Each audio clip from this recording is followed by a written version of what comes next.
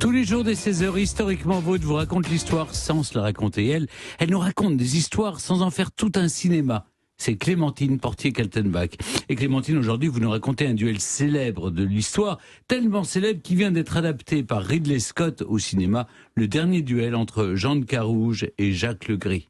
Exactement, ça se passe à Paris le 29 décembre 1386 sur le champ Sainte-Catherine. Vous voyez là où se trouve le musée des arts et métiers, oui. Non loin du domaine des Templiers, dans un froid de loup, deux hommes s'apprêtent à croiser le fer sous le regard du roi, de sa cour et de la multitude.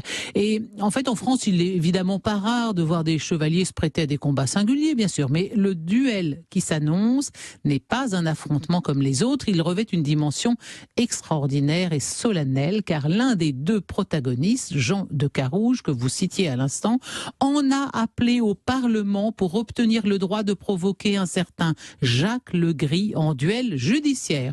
Le duel judiciaire, c'est une procédure typique du Moyen-Âge chrétien qui se fait sous le regard direct de Dieu. Donc Dieu n'est pas simplement un témoin passif du duel, il est partie prenante puisqu'il donnera la victoire à celui des deux combattants qui est dans son bon droit.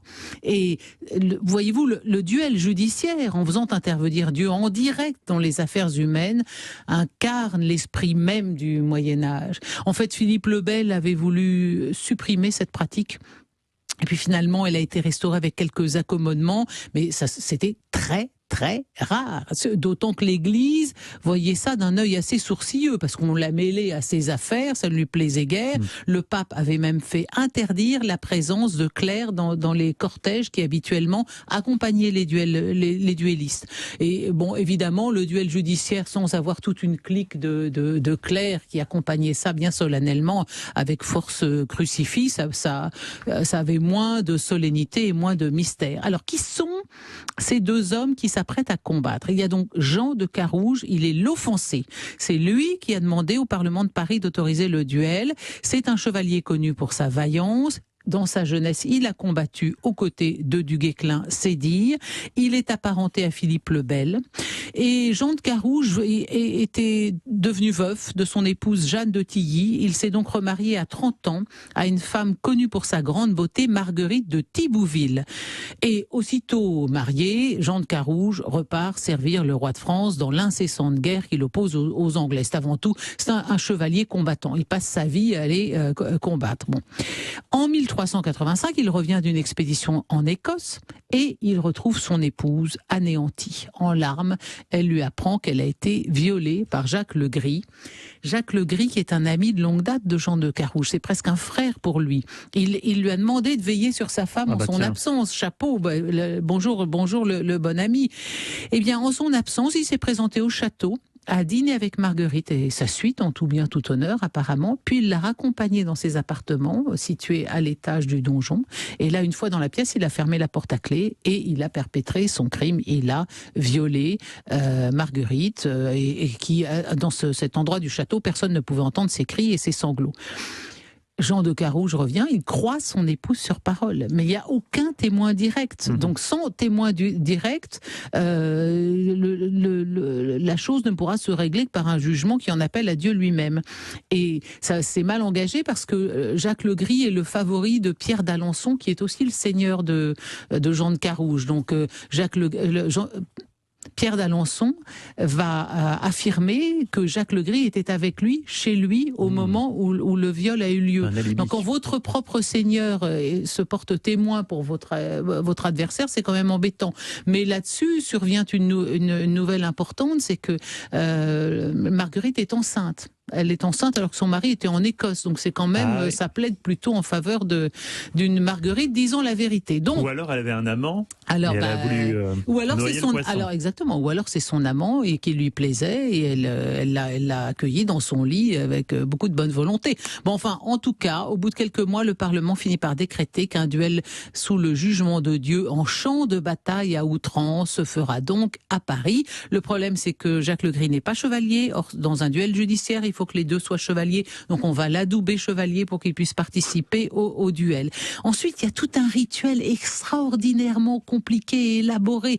Ça n'apparaît pas vraiment dans le film, ça serait trop compliqué, trop laborieux, mais les deux chevaliers prêtent serment jusqu'à une douzaine de fois, et des serments extrêmement élaborés et magnifiques et grandioses, qui naturellement en appellent à Dieu et à l'honnêteté, à la foi donnée, à la parole donnée. À tout moment, on leur propose de renoncer. Sur le champ de bataille lui-même, on vient les voir régulièrement en disant: vous êtes sûr que vous voulez battre, vous ne voulez pas renoncer. Et évidemment, l'enjeu du combat est immense, parce que si Jean de Carouge gagne, le cadavre de son adversaire sera traîné derrière un cheval, nu, pendu au gibet de Montfaucon. Si c'est lui qui perd, il lui arrivera la même chose, mais en plus, sa femme sera brûlée vive. Non. Et donc, pendant toute la durée... Ah bah oui, si vous avez menti dans un duel judiciaire devant Dieu, c'est extrêmement grave.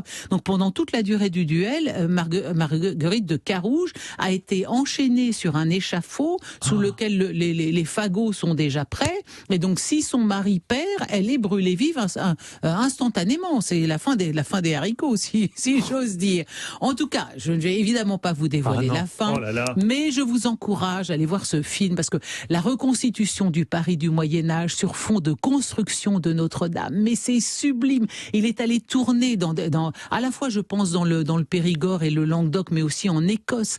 Il y a des châteaux absolument extraordinaires sous la neige. C'est la restitution d'un Moyen-Âge.